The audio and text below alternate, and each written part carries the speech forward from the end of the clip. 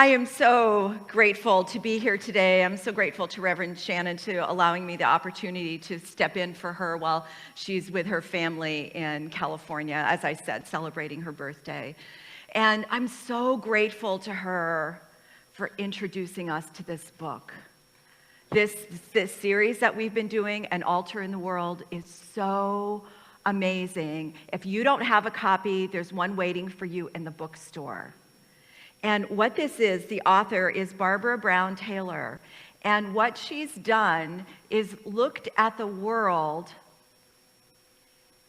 that everything in it is an opportunity to see an altar. That every task we do is an opportunity to connect with God. That every person we meet is a reflection of love.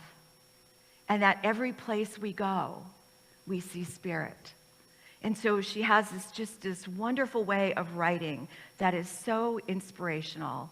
It's one of those books that's a must-have for your library because you can open it anywhere and be inspired.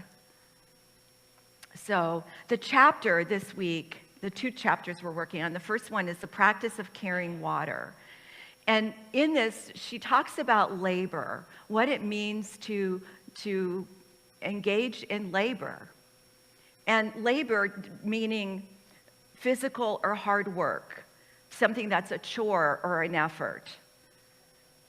And so I thought of the perfect visual to represent labor, and that this should appear in the dictionary next to the definition.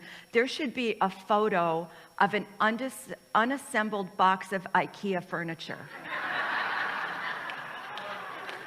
Right? Because that is labor. That is mind-bending, back-breaking, sweat-inducing labor. And I thought it was just me. And I went online, and there's a website, 25 things everyone thinks when building IKEA furniture.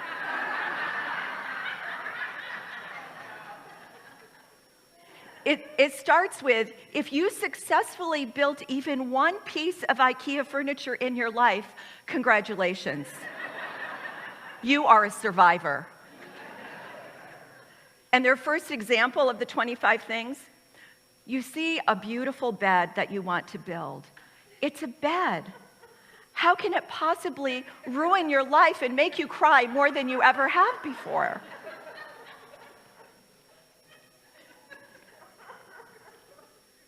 So when we look at labor, is it labor or is it love?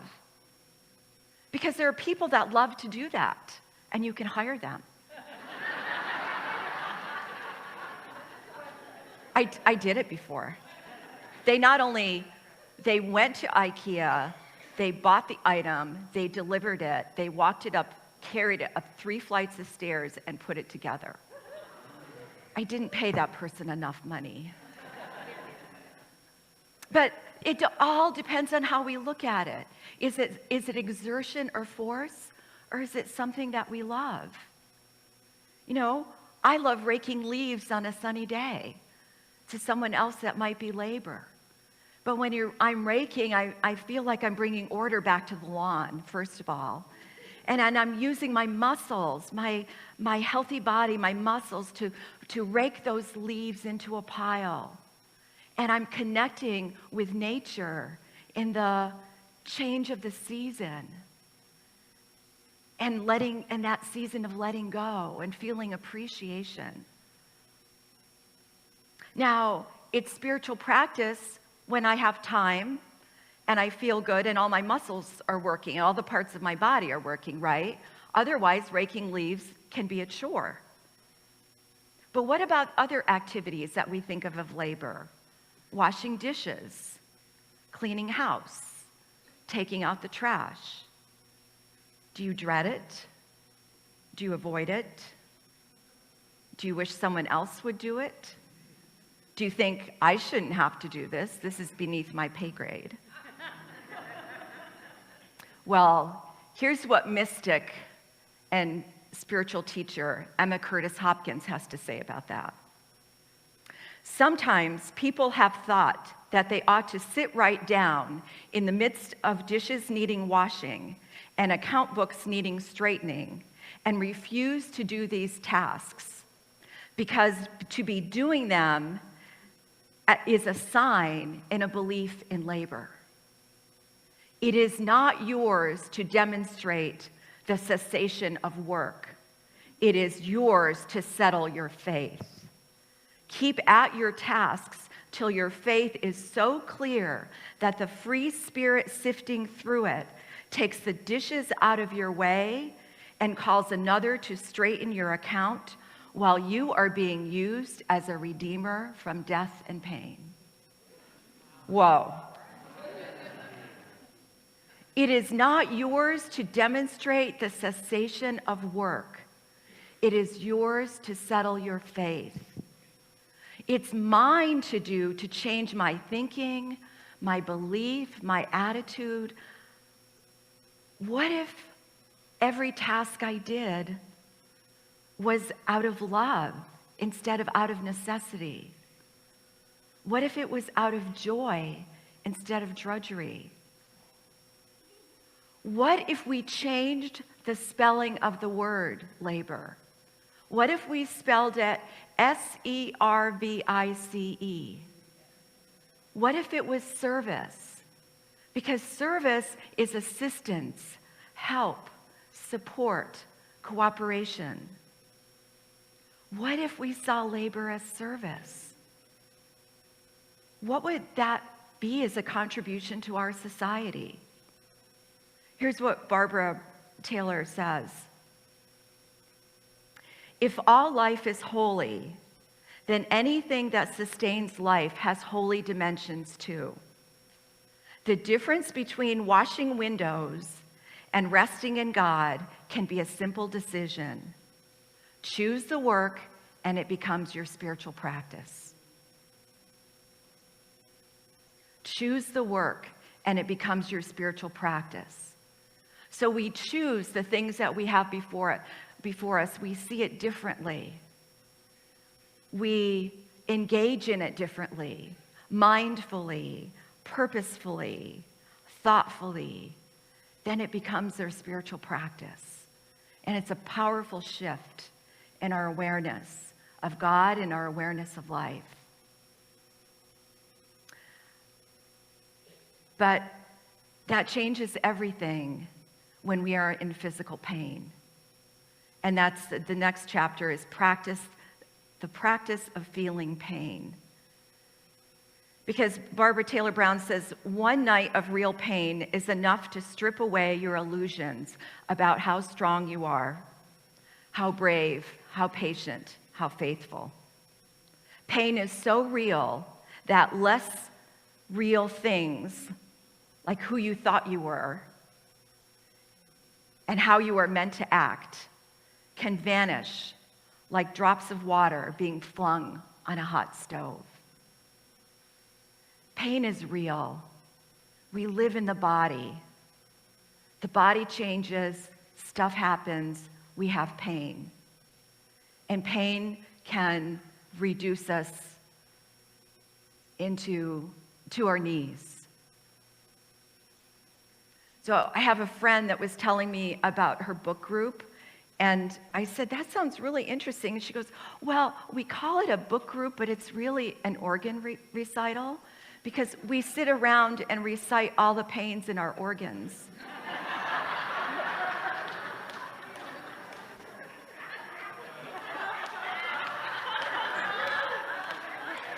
Right? Why do we do that? Because the pain is real. It's a constant companion. It lives in us. It takes up so much space and time. Oftentimes we feel alone and isolated, and we have to reach out and tell somebody about it. Pain originates in the body. It's in the body. We live in the body. We're spiritual beings having a physical experience. But suffering from the pain, suffering happens in the mind. I suffer usually because of the story I am telling about my pain. And here's what the author says about this. The mind decides what pain means and whether it is deserved. The mind notices who comes to visit and who does not. The mind remembers how good things used to be and are not likely going to be again. Have you ever had the common cold just take you down to nothing? I know I have. And it's not the cold, the symptoms are tolerable, but it's what I tell myself. Because I think about what I'm not doing, the friends I'm not seeing, the work I'm not getting done. There are things that I'm missing doing that I don't even like to do. But when I have a cold, I want to do them, right? Oh, I wish I could do that. Oh, yeah, but I don't like to do that.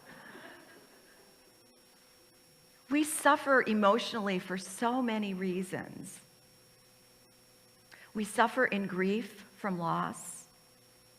We suffer in agony if you've ever watched a loved one in pain. Undescribable. We're suffering today as a nation, watching our principles and values that we hold dear being tossed aside mindlessly without any regard for humanity. We suffer from the stories we tell ourselves.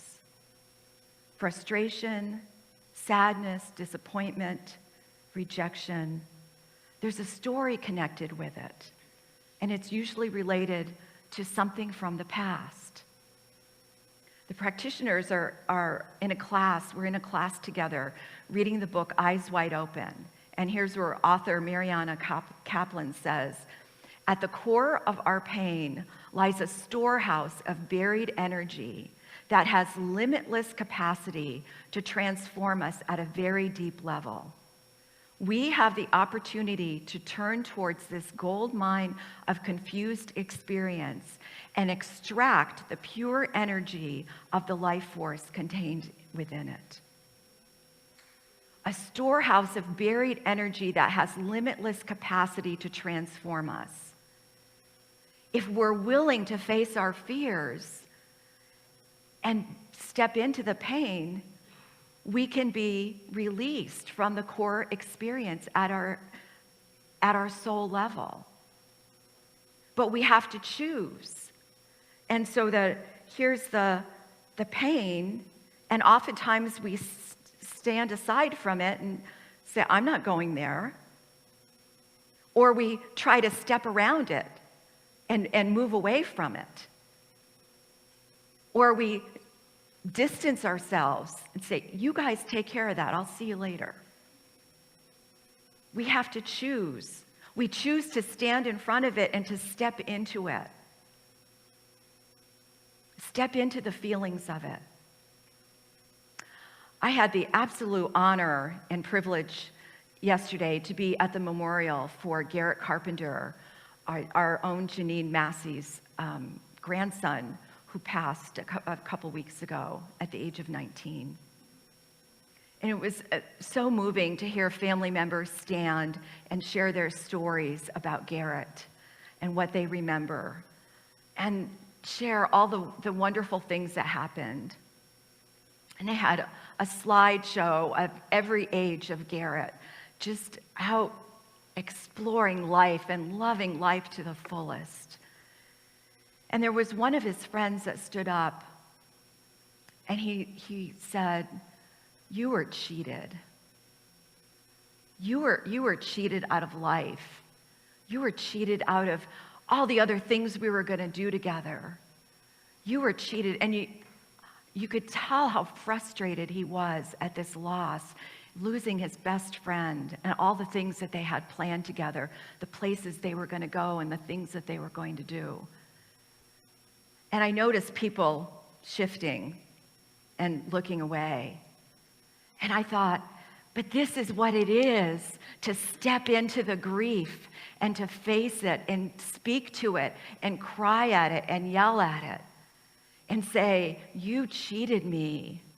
You cheated us from this light being. Because it's when we can do that that we activate the grief process and we allow it to go through us and to be released. Otherwise, we're carrying it in our body. It's hanging on in our body. But it's so important to come face to face with our suffering. On the other side of grief is love. On the other side of suffering is grace. And on the other side of fear is faith. We choose how we're going to do this, how we're going to step into this, how we're going to look at it. This is our spiritual practice.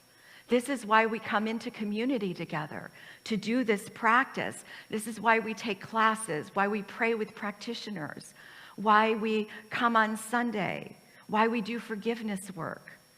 Because if we can stand at the center of our suffering and observe what we are believing and stand in the pain, we can experience freedom.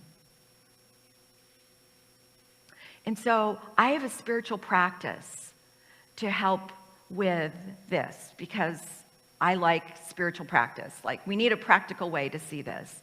And the last time I shared with you about the love prayer. And the love prayer is or the praising prayer. I praise you, I raise you in the name of love. And thank you for all of you who are wearing your bands. And so many people came up and told me how that prayer changed them and served them. Well, this prayer is called the love prayer. And here are the principles behind it, why we do it. Because whatever you resist will persist and grow stronger. That's a spiritual principle. But whatever you accept, you can change. And whatever you bless, you change for good. So I give my full attention to whatever the experience is. And this one is silent, where the other one is verbal. This one is silent, and it's connected with the breath. And as I inhale, I silently say, I accept you. And as I exhale, I say, I bless you. And so I can take the condition. So maybe there's a condition, maybe there's pain in my body. I can take that pain and in the breath, silently say, I accept this pain. I bless this pain. I accept this pain. I bless this pain. If it's a person, you can do it for the person and name them. Someone you love, someone you're not so close with. It works both ways. But it's that practice of accepting them, I accept you, and releasing them, I bless you. And what that does is it changes us to bring us to a place of allowing deeper practice. This is not spiritual bypass. I'm not bypassing anything. I'm allowing myself to do the work. You can use it as a meditation practice, watching the breath and releasing any thoughts. You can do it silently while listening to someone. Maybe someone's talking to you about things you don't want to hear about. You can silently do the prayer. There are many ways to do the prayer. Prayer is always working. It's our opportunity to change us, to allow Spirit to move through us. Marianne Williamson says, you are not asking in prayer, you are not asking a force outside of you to magically change the external experiences. You are asking that a divine guide within you change the nature of your thoughts. That's the difference. So we're just asking for some help. Help me change these thoughts. Help me change this emotion. Help me change this feeling so I can be more centered. So, like I said, our job is to let go of the suffering and to be in the place of allowing more freedom to come more fully through us. And so we create our own reality. We can stay in the pain or be reminded how powerful our thought is. Because our thought has power, and oftentimes we'll see what we were thinking was a reflection of avoidance, was a reflection of, I don't want to do that, I don't want to go there. And so the way I can best describe that is with a writing from a great American writer, Shel Silverstein. I cannot go to school today, said little Peggy Ann McKay. I have the measles and the mumps, a gash, a rash, and purple bumps. My mouth is wet, my throat is dry. I'm going blind in my right eye. My tonsils are as big as rocks. I've counted 16 chicken pox. And there's one more, that's 17. And don't you think my face looks green? My leg is cut, my eyes are blue. It might be instamatic flu. I cough and sneeze and gasp and choke. I'm sure that my left leg is broke. My hip hurts when I move my chin. My belly button's caving in. My back is wrenched, my ankle sprained, my appendix pains each time it rains. My nose is cold, my toes are numb. I have a sliver in my thumb. My neck is stiff and what? What's that? What's that you say? You say today is Saturday? Goodbye, I'm going out to play.